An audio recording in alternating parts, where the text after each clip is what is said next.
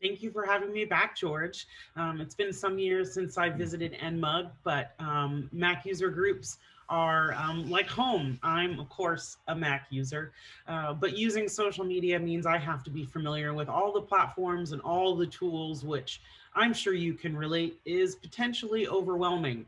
That's my normal state of being. So, just a little background on me. I'm an author of 3 books on social media. I'm a consultant, so I work with businesses and organizations. And I also am a university professor at least 2 colleges currently, but currently writing curriculum for the entire state of California Community Colleges program. This is a big growing field, and I specialize in teaching people of all ages. I love technology, always have. And it was actually my grandmother that told me that computers were the way of the future. So for me, my computer mentor, she just turned 100 last month, and still likes to tell me about all the computer maintenance that she does. And I'm amused because at this point, she's still talking about it at 100. So she's on top of it. But that's where my background comes from. So my goal today is to talk about tools that you're already familiar with, but talk about them through a lens of features that you might not know exist. And I kind of wanted to flip the rock over and show you some things you might not know and try and help you find ways to use these tools that, yes, can be frustrating, can be overwhelming, and can be negative. I'm a Pollyanna. So for me, I look for beauty, I look for art, I look for education, I look for inspiration. These tools are very much tools like any other tool you have available to you, whether it's a graphite pencil, it is a shovel, it is a palette for your paints. These tools do what you ask them to do. And there's a lot that you can do with them that is not promoted in the news, that's not talked about. We as humans tend to be drawn to and want to talk about negativity. There is a tremendous amount of inspiration, art, and beauty. And I want to show you some of those features that you might not know about to enhance the quality of your life. It is actually possible, I promise. So I'm definitely animated and excited. And if we were all in a physical room, there's often dance moves that I go that I put with these because again, I am looking for the beauty and the light. And I want to show you some fun things that I think will help you, again, see the world slightly differently.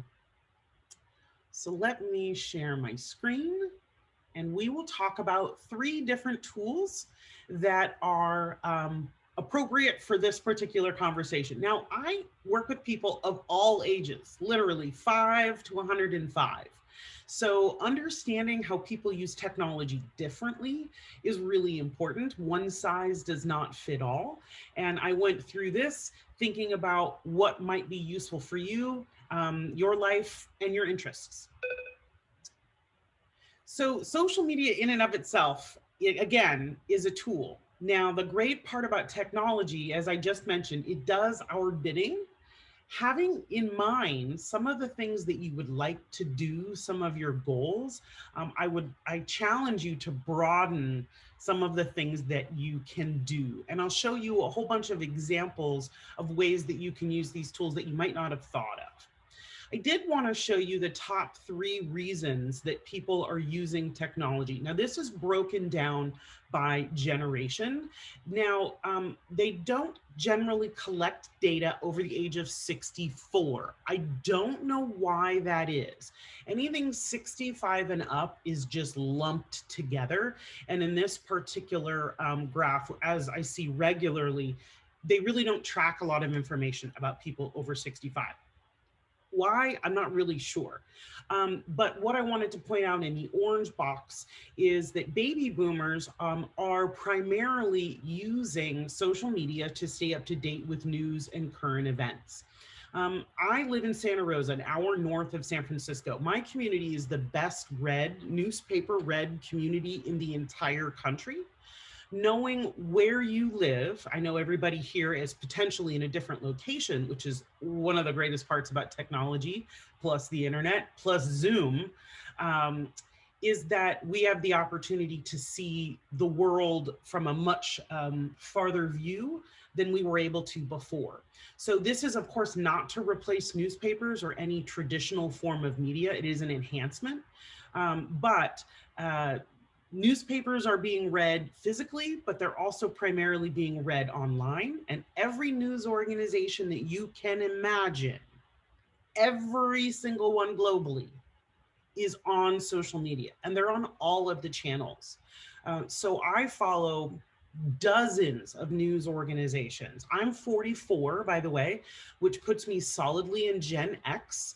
I do tend to have some traits of millennials because I'm right on the line, but I am technically too old to get social media. So I really would like to kick the word too old in the trash because I think it's garbage. It really is about your spirit. I know that very much.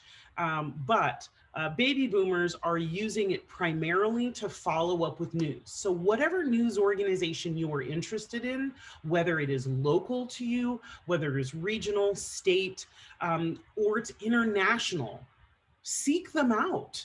I follow a tremendous amount of BBC News, but different countries, because the perspective that you have is not the only perspective. It's really useful to get an international perspective of where you live as well. The next, of course, is to stay in touch with what friends and family are doing. This is generally the dominant category, has been up till this point. And then to fill up spare time. Your category, you guys have well-rounded hobbies, so you rely on technology a little bit less than some of the other categories. You also have a better perspective of life, right? So when my 15-year-old daughter tells me she spends X amount of time doing something, I'm always blown away. And I go, oh, that's right. You don't have anything else to do with your life. So understanding where people are in their lives helps us judge others less on how they use technology. And that is really important because it'll change. But the news part is really important. And I do have to say, critical thinking is something that was not taught. Again, I'm an American. Critical thinking was not taught in a very efficient fashion, if at all, in K through 12 education. So we are unfortunately seeing the end result of a lack of basic civic and critical education. Critical thinking is really, really important. Who is releasing that information? What do they hope to gain? Why are they sharing it? When was this released? Some basic questions when you are reading a news source, making sure that it is a reliable news source, and yet also asking critical questions is really important. It's important for every single person of every single age because social media is very shareable, and poor, inaccurate, or negative information is too easily shared. In fact, Facebook is now releasing a feature that asks you this question: have you read this article before you share it? That's really important, that you read the article before you share it and you think critically. And truthfully, by the time you get to the bottom of an article, sometimes the author or columnist will go off the rails in the last couple paragraphs. So it's a really good idea to take your time and make sure that you know what you're sharing before you share it and that you think very clearly about it, because it's very, very easy to sway people with inaccurate information. And inaccurate information is far more visible, it is more dangerous than the truth and or factually and scientifically based information. That takes more time to get through, so it doesn't get shared as easily. So slowing down and using your critical thinking skills has never been more important. Now, Facebook is used by 2.8 billion monthly active users. You are probably on Facebook or were at some point. There's potentially one person in this audience, maybe two, that hasn't used Facebook. Perfectly fine. You know what, truth be told, as a part of my job, I wouldn't use it if I could get away with it, but I don't have a choice. Much like a telephone. I actually have a telephone number only because I have to, not because I actually like the telephone. I wanted to show you an example of how many apps Facebook has. You don't need to use these. You don't even need to care about all of these. But I just wanted to show you for sheer breadth of coverage. So they have, of course, their main apps, Facebook itself, which is a social network, Instagram, which is also a social network that focuses on media, photography, videos. I'll talk about Instagram as the item number 2 in this presentation. Messenger, whether it's for kids, which I think is a terrible idea, is designed for children, but it's a direct messaging, private messaging app. By the way, the word private is a completely false word. It doesn't exist. Privacy in, I can only speak to the United States experience, but privacy in the United States only existed for about 20 years. We didn't have it before then, and we don't have it now. So it is a false concept, and we have to let it go. But if there is such a thing as a private communication inside Facebook, they call that tool Messenger. WhatsApp is another tool, generally more international. So these are the main stable of apps that Facebook uses. You might not know about some of these. Some of you still have businesses or still working, run your own organizations, and or donate your time to a historical society, a museum, wherever it is that you're spending your time and energy. You might be interacting with some of these apps that are business focused. Even though they're business apps, they're still necessary. I'm working with a library and a historic association, a historic society, and they're using these business tools, though they're nonprofits. So if you're not a person, then they call you a business. So give some flexibility with that wording. So these are some of the tools that they offer to businesses and organizations to further their agenda, whatever it might be. And then we have even some more far-flung, way out in the tertiary edge of the universe for Facebook, Portal, which looks very much like a tablet that can track you as you are talking. So it's video chatting. I have not actually seen one of these in practice, but they exist. Lots of other tools. IGTV is for Instagram television. It's a competitor to YouTube, which is the third tool that I'll talk about today. But IGTV is long form video run through Instagram. So all of these tools are excess tools that you may never see and may never interact with, but I just wanted you to get a sense for how many tools that Facebook offers. Now, these are only US offered. There are other tools that are offered outside of the US that I was not able to access in the app library on my phone. Just to give you a sense of how much ground they cover. Again, 2.8 billion monthly active users. We call that MAU, and what that means is not accounts. It is in the last 30 days, 2.8 billion people have logged into Facebook. Now, there's always a misconception, and when I say always, since Facebook has become popular, there is always the story that people are leaving Facebook. That is not the case. It's really never been the case.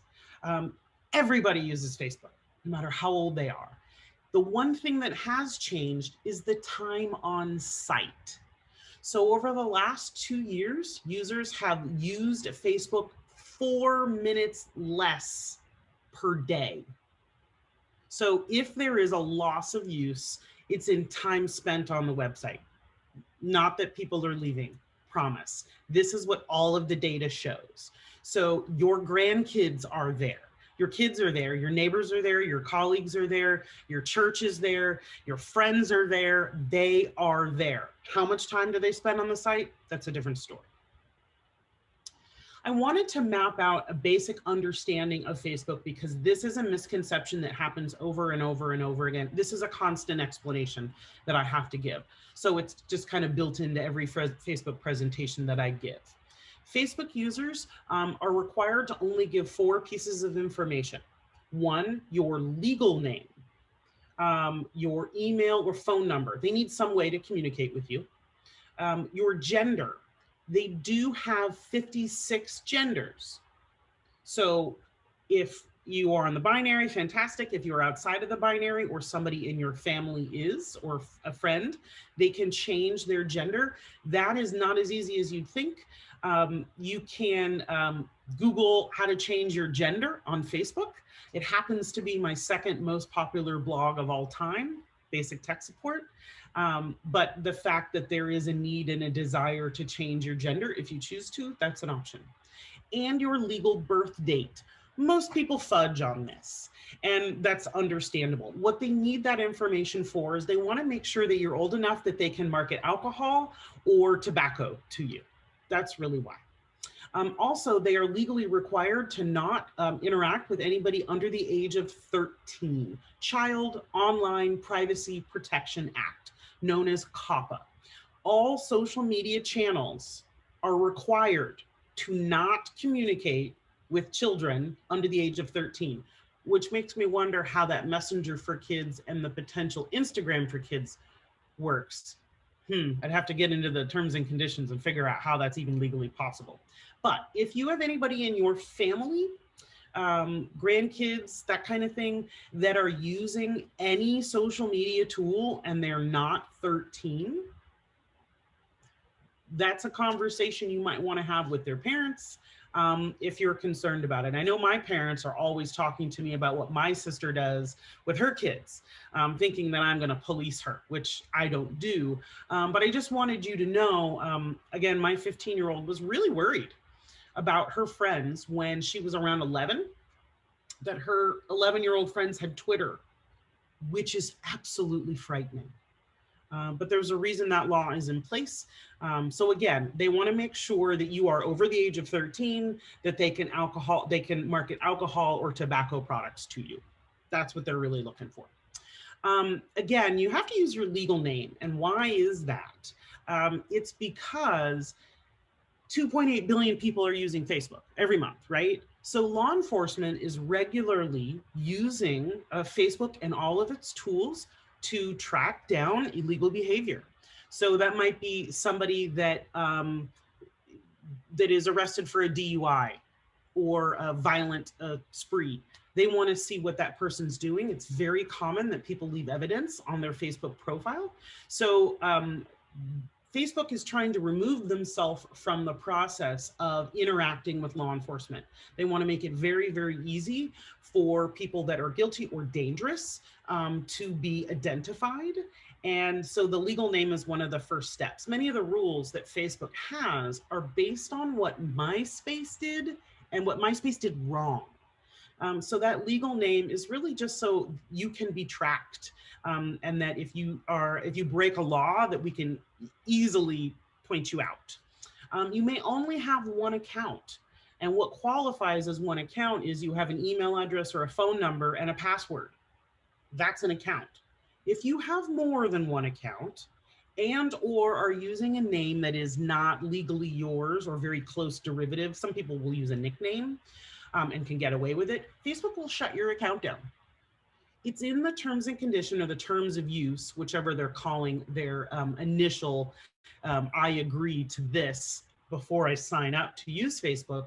Of course, you didn't read those terms and conditions because it's physically impossible to read them all. But ultimately, if you break one of those rules, they will chuck you off of their site. Absolutely. So people complain about that, but that's what happens when we aren't informed about the services that we're using and the requirements that they give us.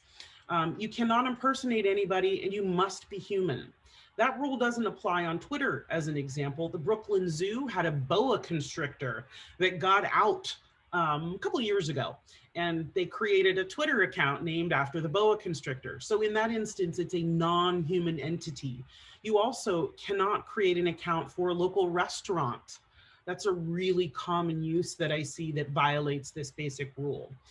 So hopefully we're not doing any of those things, but if you are, potentially your account could be shut down. And if you are volunteering your time and you are participating to post for any organization through their Facebook page, if you violate any of those 4 basic rules, you are putting that page at risk.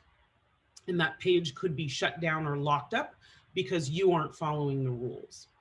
Now, the center of this diagram shows you as the person. You have an account. You have friends. The average person has about 350 friends. And that is a reciprocal relationship. You have to give permission for that person to interact with you and see your content. You also have the opportunity to join groups. Those are generally based on hobbies or interests. You have the opportunity to interact with pages or run pages. Every single person that has a profile, profiles have friends, has the opportunity to be an administrator of a page. There's no way of knowing, there's no way of accessing your personal profile from a page, which those red arrows are demonstrating for you. So I can access a page and be an admin of the page, but there's no way a fan or somebody that likes that page can figure out that I am the administrator. And I give you the examples such as Target or Coca-Cola or Doritos, doesn't matter what brand or company that you're thinking of. If you go to their Facebook page, there is no way for you to know who it is that is running that page. I work with government and educators regularly, and they are very, very nervous, understandably so, that somebody will figure out who's running that page and then it will reflect on them and that they'll get harassment. That is not the case. It's built that way on purpose. So the different features, of course, I've mentioned most of these. The one thing I want to mention to you about your profile that I haven't already said is that you can't do business on your personal profile. And the category of person that I see that violates this the most is real estate agents. They're regularly showing their listings on their personal profile. And there's something that we call a social contract. And that social contract is, you're my friend, you're not going to try and sell me something. And that is also on Facebook. So if you sell candles or tooth whiteners or timeshares, it doesn't matter what you're trying to sell through your personal profile, you are upsetting your friends. And we don't have the vocabulary or the communication skills to tell you that you're upsetting us, but you can ruin relationships by doing that. So if you have business to take care of, do it on a Facebook page. So pages are, of course, public on the internet with no maximum on fans, and that's where you advertise. This is the place that I wanted to focus on for you inside Facebook, is the group feature. Groups are really fantastic and is probably the most positive place inside Facebook. They're investing a tremendous amount of money and time into making sure this space is healthy and good for everybody involved, because you have the opportunity to find people that are like you, that are interested in what you are interested in. I'm a technology person. Not only am I interested in hardware, I'm interested in artificial intelligence and drones and AR and VR and MR, mixed reality, virtual reality, augmented reality. I'm interested in programming. I'm interested in marketing. I'm interested in so many different things that they aren't all going to be in one space. So NMUG is a fantastic example of a group that you belong to of a particular interest. Now, you have lots of interests as a human being. So I encourage you to ask your friends, I'm looking for a space to do X. Do you have any recommendations on where I can find people like that inside Facebook? Ask your friends. It's a great way to find highly vetted and customized to you, because your friends know you really well. Just like movies or books or food or restaurants, your friends are going to have some suggestions that are customized for you, knowing what you like and what you're about. Groups are equitable in the fact that everybody has the chance to talk. It isn't the same as a page where the page has one voice and everybody listens to it. This is a circle of chairs and everybody talking amongst each other. There's no advertising here. So it is a very conversationally information-based space. And I just think they're fantastic. They can be connected to a page. I happen to have a marketing group attached to my Kerry Rego consulting page designed for students that have gone through my classes or fellow marketers like myself, so we can jam on really complex topics and talk about things that maybe we don't have answers to. Okay, so there's two different ways to look at groups. Public, anybody can see it in search, anybody can join. Private, there's two different types of private. Private, that we can find the group in search, but you can't see any of the content until you are approved to be in the group. So you have to request to enter the group, and then you are able to see everything inside, the people and the posts. Then there is a hidden version, a really, really private version of a Facebook group that does not show up in search. So basically, somebody has to give you the secret knock. They have to send you a link and invite you personally, but there's no other way for you to find that group. So that's something to know about. Again, the word private is false. So anything that you post on the internet, you should be comfortable with talking about in a court of law. That's kind of my final litmus test. This is one of my favorite groups. I live in Sonoma County, an hour north of San Francisco. Beautiful country, beautiful place to be, and temperate weather all year round. So I'm a beginning intermediate hiker, and I just stick to the places that I know. This particular group, most of them have, all of them have an about. They will tell you what the group is about. You can see who's a part of it. This one has 5.9 thousand members. It is private, so I did have to ask permission to come into the group, but they're showing things like trails and how to get rid of ticks. And every single weekend, people are raising their hands and saying, hey, I'm pregnant, or I have a bad knee, or I'm losing my balance. Should I use a walking stick? And people will trade the tools that they use and how to clean their backpacks and what's a great trail guide. It's a never-ending list of amazingly useful things to help me up my game, to inspire me to get outside. And then when it boils down to it, beautiful photography. So being a Mac user, photography, we have a leg up on some of the others because our tools are better. So I am a lover of nature photography. So if nothing else, I just get to enjoy the beauty around me through the perspective of another person. I've made hiking dates with people locally that I have lost touch with and said, hey, I see you're in the group, let's go hiking. So this is a great example of beauty, education, community, like-mindedness, product recommendations. So this is my favorite group. I have lots of groups that I'm in for a variety of reasons, but this one I wanted to share with you. All right. So get into groups. Again, ask your friends on Facebook, just put a post out that says, hey, I'm looking to join groups that have to do with X. Nature, art, hobbies. Give me some suggestions. And people will tell you what they think you'll like. It's going to be a great way for you to get personalized recommendations, to get you outside of your rut, and have you enjoy this tool a whole lot more. And just like any other tool available to you, turn it off when you don't want it, and it's out of your face. So let me switch to Instagram. Now, Instagram is what I call the golden child of the internet.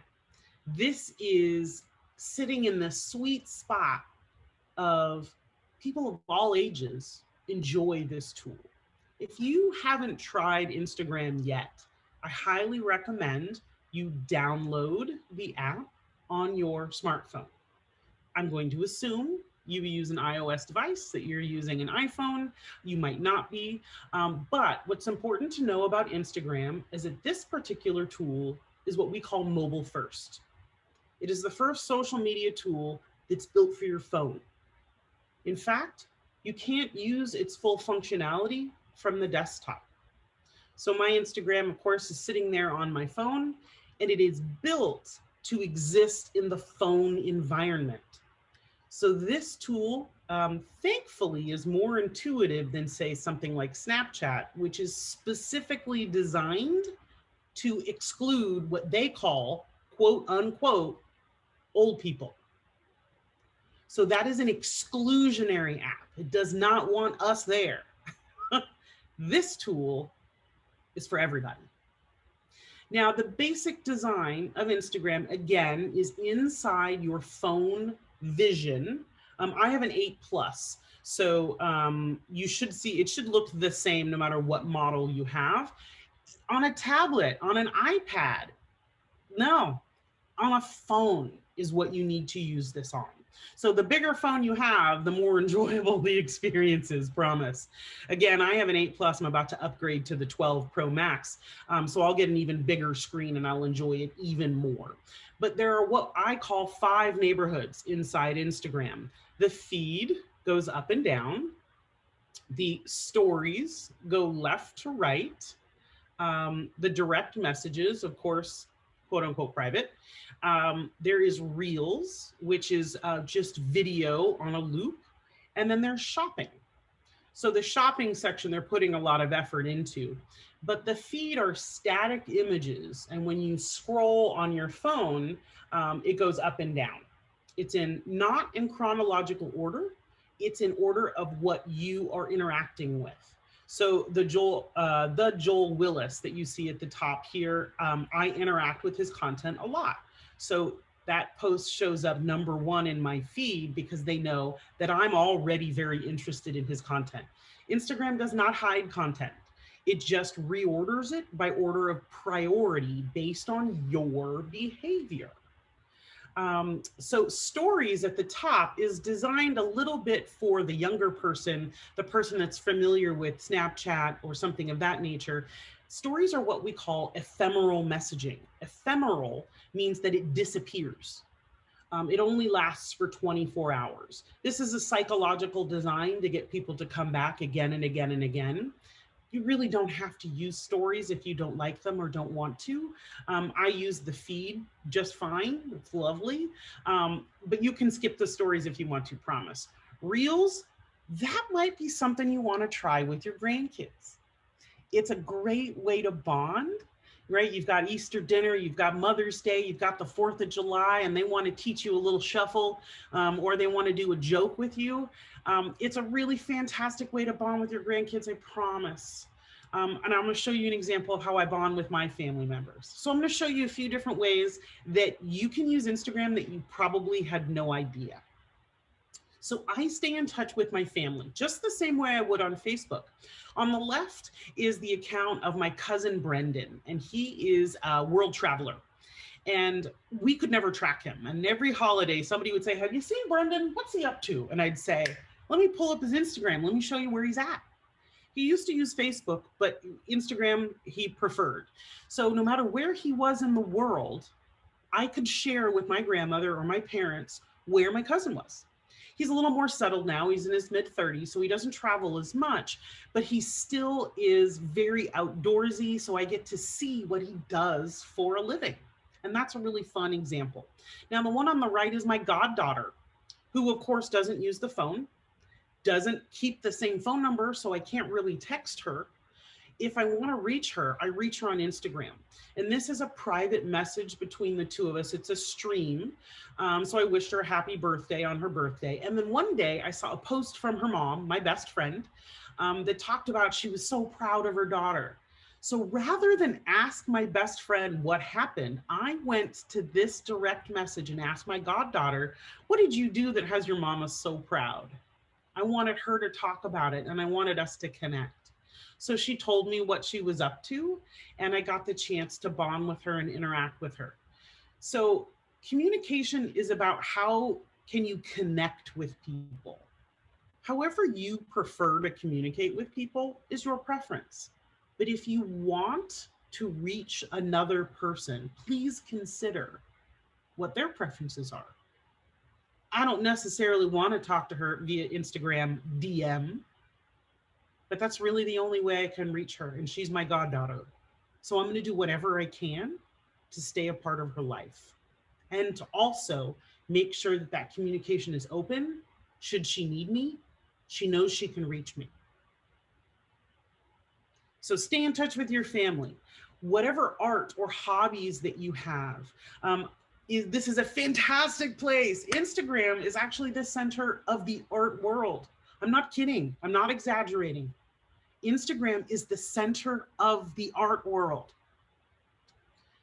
So Creative Sonoma is an organization that supports artists. So it has a really broad view of art in my community. Now, Chihuly, I love blown glass. It's my favorite form of art. And I'm sure every single one of you has seen a Chihuly piece, Dale Chihuly. He's got an eye patch, so he's memorable if you've ever seen his face. I saw a PBS documentary on him 15 years ago, working with underprivileged kids in Seattle, teaching them how to blow glass. And I've been following him ever since. But his pieces are featured in the Bellagio at Las Vegas. They're all over the world, huge glass pieces. And I'm not going to travel to see his art. I'm just not. They're huge installation pieces. But I get to see every piece he makes in the best quality photography because I not only follow the artist, but I follow his organization, I follow the gardens, I follow 2 or 3 different accounts. I have a friend that is an even deeper friend because she had a Chihuly poster in her office. And I went, oh, and she's like, yeah. So I knew right away that we were destined to be friends. So whatever artists that you are passionate about, whatever museums you want to go to, there are dozens of museums in this world that I will never visit. But guess what? I get to see their exhibits and their people anytime I want. And by the way, the Louvre in Paris, their Instagram account's really boring. I saw an article once that said the 50 best museums on Instagram. And I went through and I looked at every single one of them and my soul felt filled. How you feel when you use social media really matters. Listen to your gut. Now, cooking and food, great example. So on the left is Chef Chris Cho. He is a Philly-based Korean chef. So he has this really cool Philly style, but he cooks traditional Korean food. And he's a young guy and he has this great delivery. So I really enjoy listening to him, but I also am learning a tremendous amount about Korean food. I love all Asian cuisine, but understanding how to cook it. I am not Asian. I'm part Black, part Irish. So this is not something that is in my family. And I don't know anybody that cooks Asian style food. So I have no opportunity to learn this, but every single time I see a post from him, I sit and watch it. I learned the third tile on his is how he made steamed egg. And he showed how his grandma made it and then how you can make it if you don't have all of the traditional tools, the steamer baskets and all of that. So he shows you the traditional version and then he shows you a modified Philly version. So it's amusing, it's fun, and I'm learning a lot. And I'm also learning basic cooking skills that are there, they go from culture to culture. So what he's making, right, it's Korean, but it's also not, it's universal. On the right, I did a search. If you look at the bottom of the screen, it has a magnifying glass. The magnifying glass, by the way, this is the navigation bar. Instead of navigation bars being up top like they are on the desktop, Instagram has adapted and made the navigation bar at the bottom, because if you're holding your phone, and when you hold your phone, your thumb is at the bottom of the screen. So they put the navigation bar at the bottom because that's where your thumb is. So if you get confused about where the buttons are, they're at the bottom of the Instagram screen. That's why, because of the way your phone is held. So the magnifying glass is the discover, it's the explore section. And I put in the phrase canning. Here's why I put in canning. Because if you have a garden like I do, every year zucchini season comes around and I have more zucchini than I know what to do with. Tomatoes too. And then I go looking for recipes on what do I do with all these tomatoes? What do I do with all of the zucchini? So I looked up canning because it's about time for stuff to start coming out of my garden. So I have the opportunity to subcategorize whether it's garlic or beef or recipes I would look for tomatoes.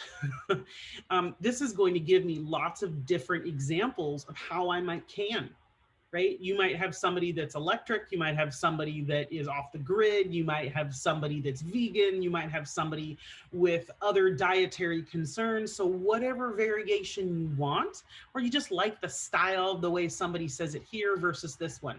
This is an example of all of the things that came up just in the first scroll of things that have to do with home canning. So anything you want to learn in cooking or food, there's somebody times 10 that can teach you how to do it. Whether it's a local event, it's a resource, or a location, I am a huge reader.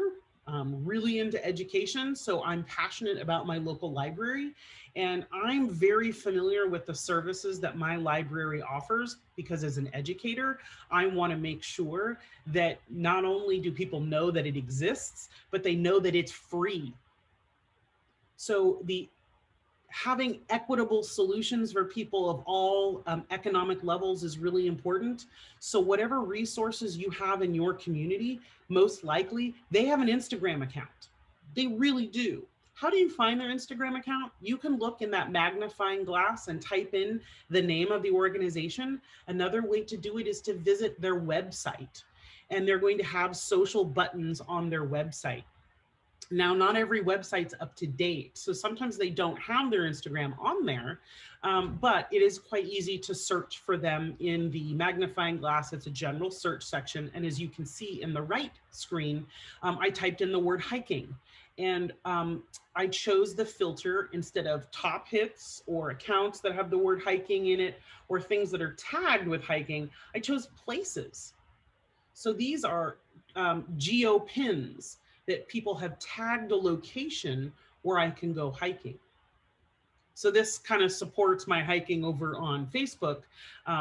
This allows me to look at different places that I haven't thought of before. And this, if I were to choose any of these, I will see pictures from all different perspectives, 360-degree views in all kinds of weather, so that I can get a really good sense visually if this is a place I want to visit.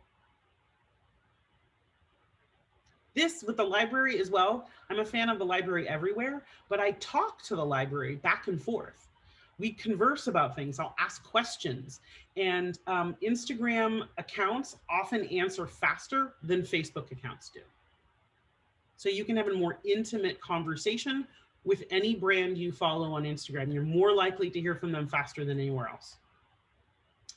So whether it's history or activism, I follow lots of different organizations that I support with my dollar, with my support, by sharing their content.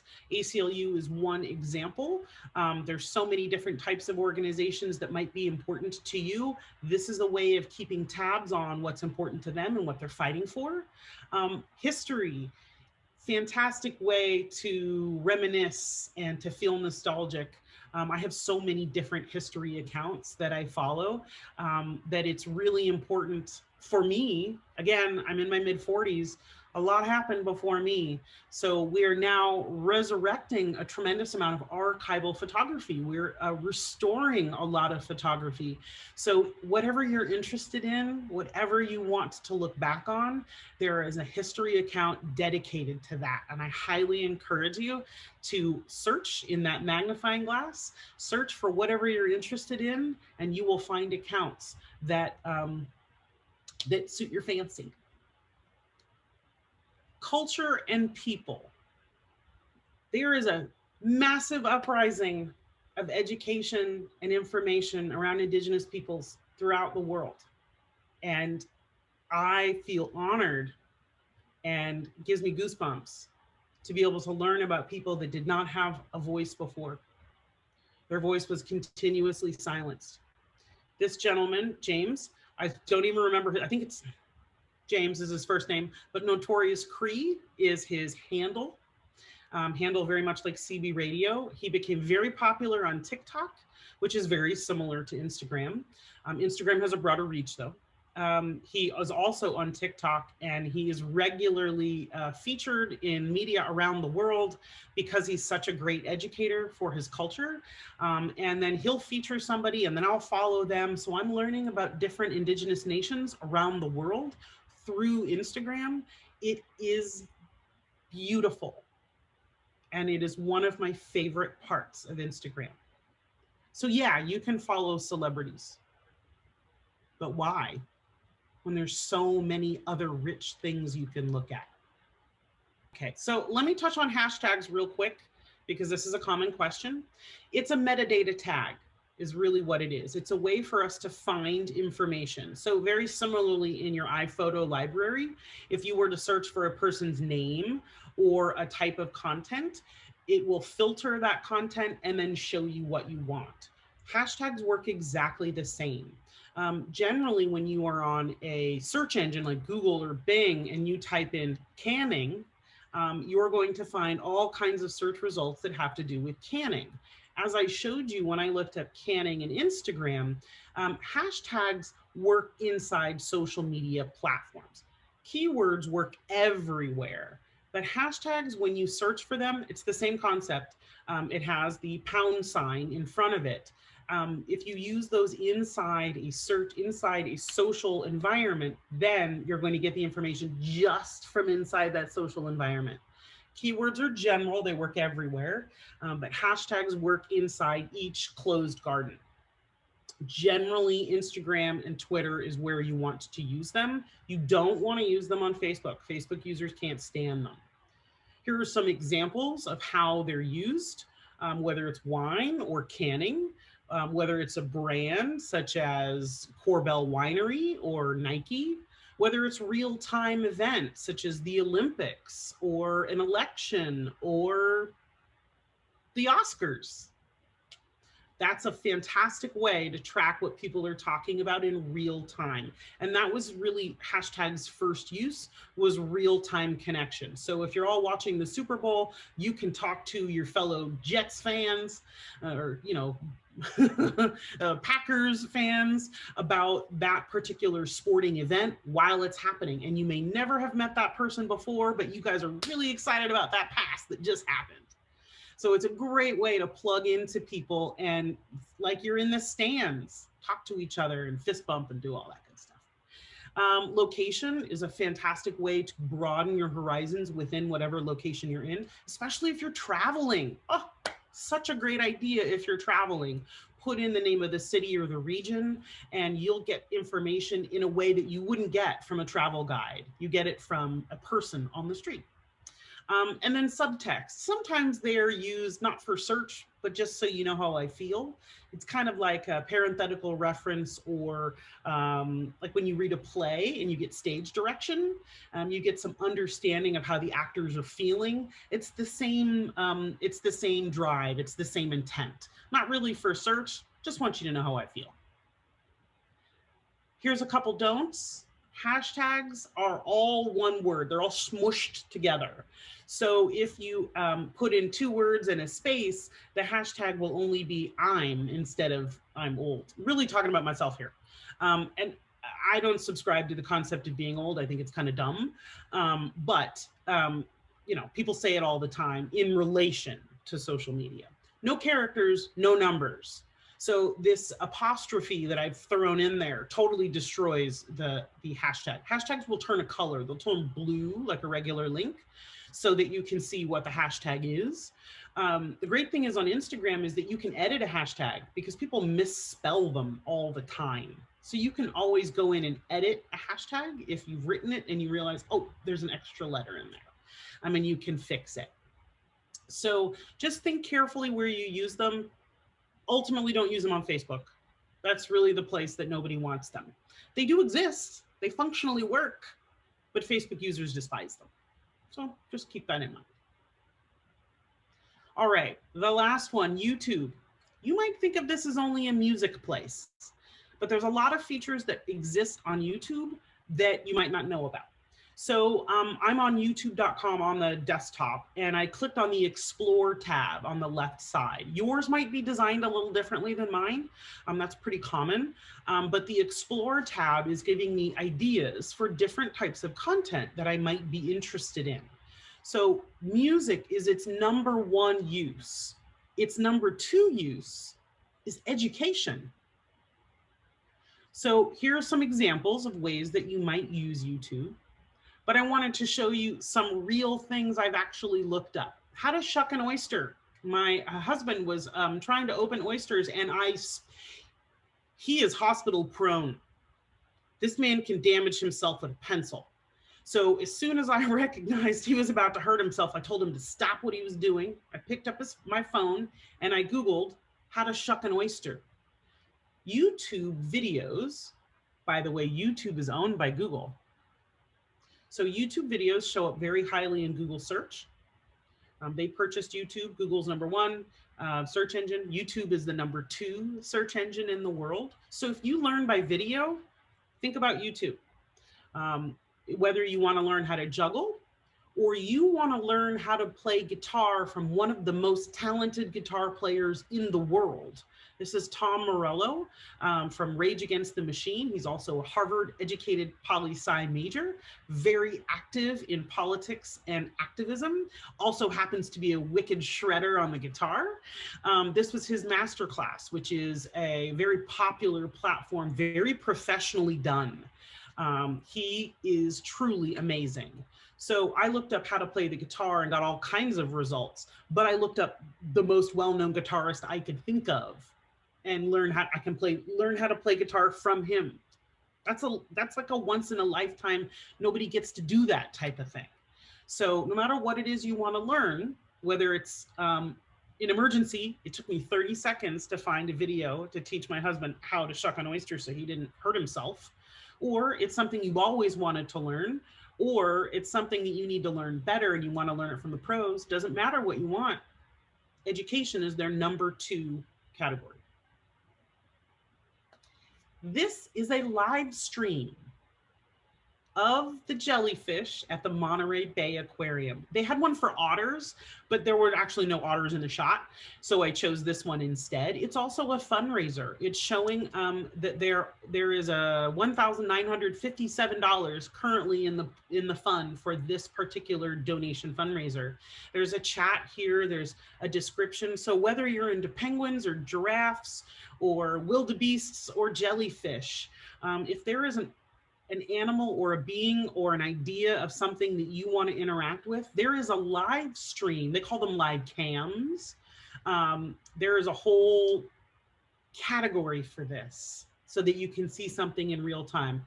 I'm telling you, there is something to be said about watching puppies in doggy daycare that will change your attitude for the whole day. So take a look at the live cams and see if there's anything in there that turns your frown upside down.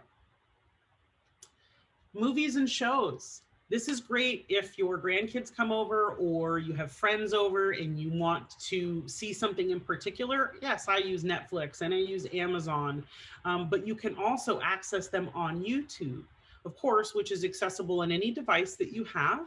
You can purchase movies as well. But they have pretty much any movie that you could find in any other location. So it's another option. There are also television shows. So if you haven't seen a show like The Honeymooners or Seinfeld or whatever it is that you're into, I did a search for a senior living community and I showed Felix the Cat. They had it at the time, it was called YouTube Classics, but now they have it here in movies and shows. So that if you want to show your grandchild the cartoon that you liked when you were younger, Felix the Cat, they had all of them on YouTube. So it doesn't matter if you haven't seen it in a really long time. If there's something that you'd like to see again, you're most likely going to be able to find it on YouTube. So I wanted to see if you had any questions for me. The rest of the time we have available is to answer questions. Okay. Barbara, can you unmute yourself and ask your question, please? Yeah. I just was wondering if Kerry had any hunch about whether the over 64, which is not measured age group, is similar to the 64 and under, or have a different set of concerns. One that came to mind was health. Yes, the data that I have seen is it's very similar, which is why they tend not to measure. One of the reasons that they tend not to measure it. It isn't vastly different. It's also a much vaster audience that's harder to categorize. Health is a concern, but it doesn't show up on any, as a standalone category. Health does not show up in any report that I've seen as a high priority. It's just not tracked, it's not seen, it doesn't show up in the data. Otherwise, they're fairly similar, though, the under 64 and the over 64. They really are very similar. Thank you. You're welcome. All right, Frank, can you unmute yourself and ask one of your many questions? Oh, I have many? Oh, sorry. Yes. Anyway, I noticed movies and shows has a purchased option. I didn't see a free option. So is this another movie purchase site? The screen that we were in, there was 2 tabs, and the first tab, it does actually show free lower down. Frank, I just wasn't able to get all that in the shot. Okay, good so enough. The screen that we were on, because I'm looking at the free before I'm going into the purchase always. So the screen we were on was free, and there are lots of free options in there, but you can also purchase, like if you want to watch Wonder Woman 1984, which is a very new movie, you can purchase that as well. Big mix of both. Okay, so and if, I mean, I don't want free with commercials. I haven't seen a commercial in 5 years. Well, gosh darn, that's amazing.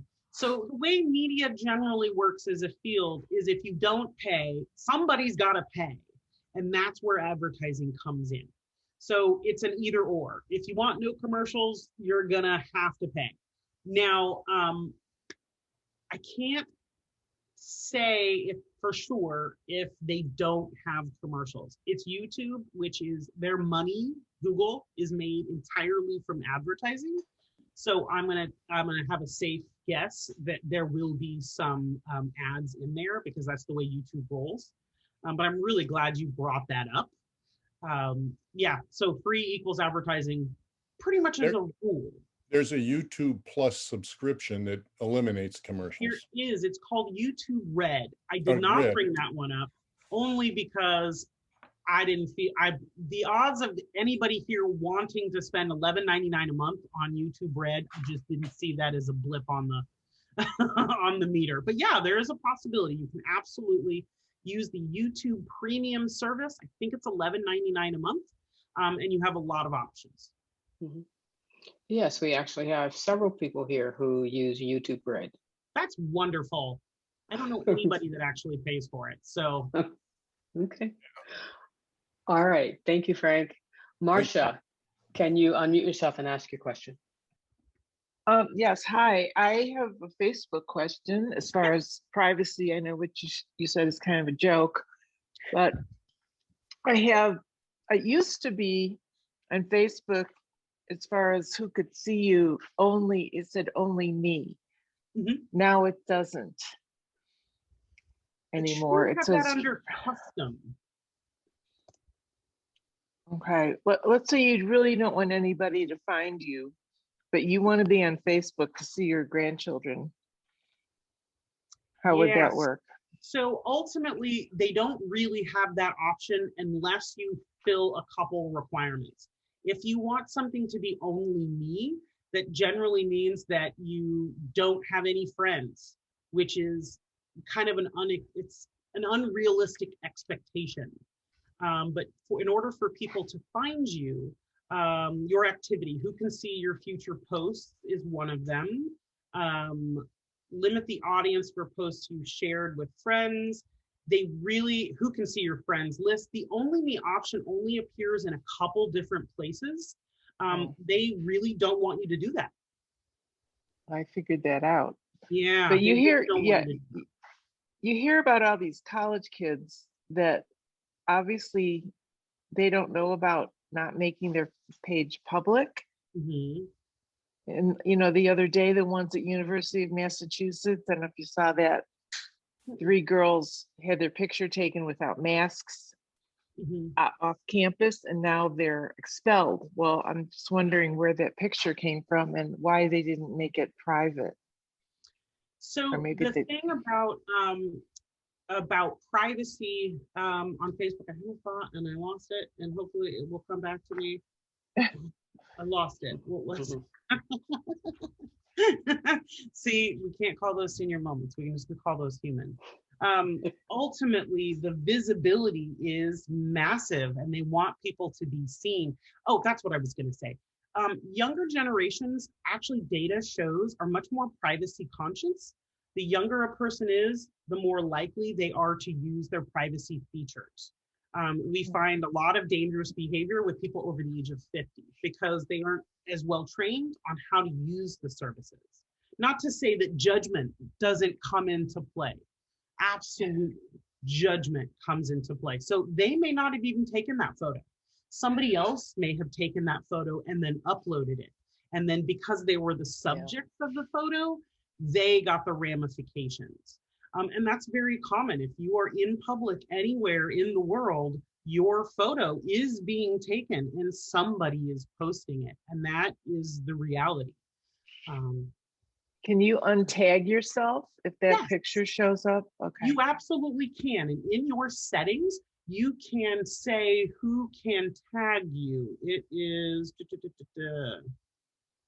privacy, profile and tagging is the feature that it's called. And if I share my screen, I'm in my personal settings on Facebook and tagging. Who can see posts that you're tagged in on your profile?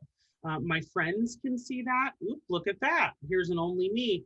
It isn't offered in every single option, but when you're tagged in a post, who do you want to add to the audience who can already see it? You get to review it. So mine is turned on. So if anybody tags me, I get to review it before it goes live. Okay. Yeah. Great. Sounds like we need an Remove yourself. entire, yeah, you need an entire lesson just on the Facebook settings. I teach a class that is 12 hours on Facebook, and we still can't reach everything. All right, Okay, thank you, thank Marsha. you. Thank you, Marsha. Wayne, Mertz, your question, you're next. Wayne, are you there? All right, so Wayne's question is, if I have an interest in Tesla and there are 200 Tesla Facebook pages, what is the best method to filter through all and find the best one? I would go for the verified Tesla page. The verified is going to have a blue check mark by it, or depending on how Facebook does it today, there's some sort of designation that says verified. They changed the logo. It's usually a check mark. I would go with the original, the master account. And then as you look at, I would Google this information, best Tesla fan account. And then you will get a combination, go for a vetted source, somebody you trust. Let's say it's a Car and Driver magazine. And they list the 10 best Tesla resources. Go with a reputable source that is going to do the recommendation for you. Facebook's filtering system is very poor. If you're going to use Facebook's filtering system for this example, I would look for the group or page that has the most fans or followers or group members. That is a great sign. But I generally will look for the verified source inside Facebook. I will ask a verified source in a search engine for their recommendation, and or I'll look for the one that has the most reach. What is verified specifically supposed to mean?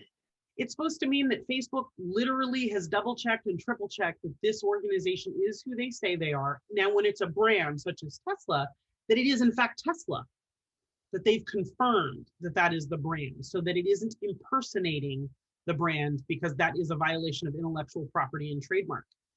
So Facebook is very sensitive to violations of intellectual property, about more sensitive than any other topic. So if you want them to do something, tell them it's violating a copyright or a trademark and they'll move.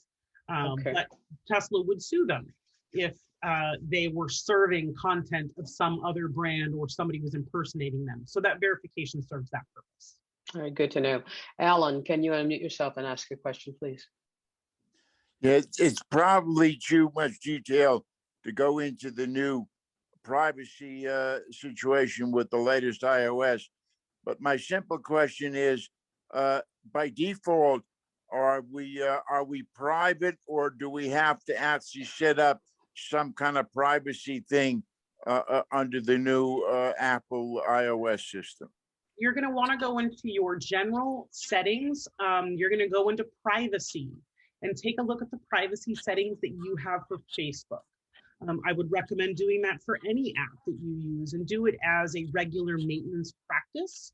About once every 6 months, you're going to want to look at whether it's your notifications or your privacy and your location services, and double check and make sure every app that has access to that information you're comfortable with.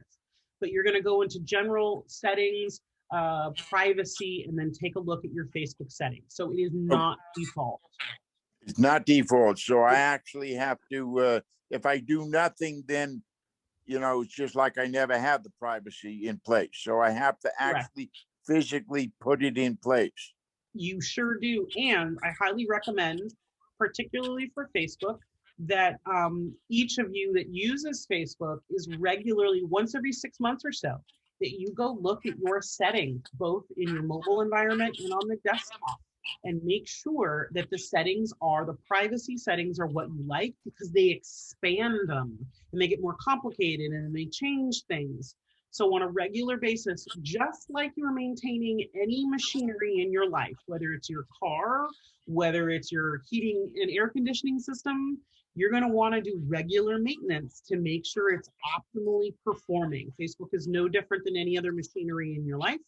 It is up to you as the user to be informed and to make conscious choices about the way you're using it. Thank you. You're welcome. Frank, you had a question about censorship regarding Facebook. Do you still have that question? And if Frank doesn't, go ahead, Frank. Go ahead. Yeah, you know, there's a ton of controversy about the censorship activity of a corporation and the First Amendment. Now, someone said, well, because it's a private company, it doesn't have the authority, it doesn't have to obey the First Amendment. The First Amendment applies only to the US government. The US government may not censor you. Because Facebook is not the US government, the First Amendment only applies to the actions of the US government. Oh, was that decided? Because I thought that every human being has the right to be expressing themselves. This is a fantastic opportunity to understand that we get very limited education around our Bill of Rights and our Constitution. We get a very small intro to it. And when you add technology or any new development or innovation, and then you apply it to our laws and rules, precedent isn't always applicable, right? There is new precedent continuously. But really, the Constitution is about the acts of the US government. I spend a tremendous amount of time paying attention to laws around technology because it is a never-ending conversation. It's constant. But yeah, Facebook does, they may not break laws, but those Bill of Rights, that's really about the government, what it may or may not do with citizens. It doesn't have anything to do with private enterprise. All right, thank you, Frank. Thank you. All right, George, all yours. We can't hear you, George. Your face, I love it, George. Kerry, thank you very, very much. This was an outstanding meeting. And thanks for coming back to see us after all these years. My pleasure. And stay well, and thank you so much. Is my contact information so that you can communicate with me should you have any questions. I teach lots of Zoom classes as well. So if there's something you'd like to bone up on, we have that option. But my email address, my phone number, kerryregoconsulting.com is my website. And thank you very much for having me today. Yes, send that to me so that I can share it when I share the video of the meeting. Will do. Okay. I guess everybody can unmute themselves and thank Thanks, Kerry. Thank you. Thank you, Carrie. Thank you, Kerry. Fantastic meeting, Kerry. Thank you very much. Thank you. Thanks, Kerry. You're welcome. Appreciate it. Thank you for having me. 2 thumbs This up. was the best. Hey, that's wonderful. Very Bye-bye. informative and very entertaining. Thank you. Oh, good. You're welcome. Thank you. You're welcome. Thanks.